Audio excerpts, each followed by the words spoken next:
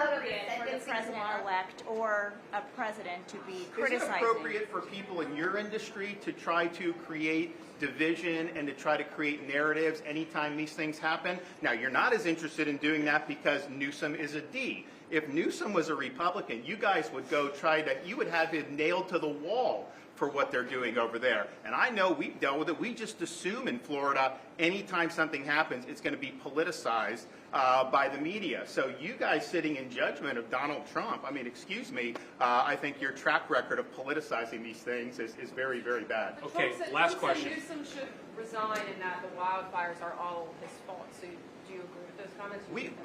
I remember when we had the Surfside Tower collapse, I had people from the Washington Post trying to blame me for it immediately without having any facts or anything. Oh, he didn't declare a state of emergency. First of all, state of emergency doesn't mean you can't respond.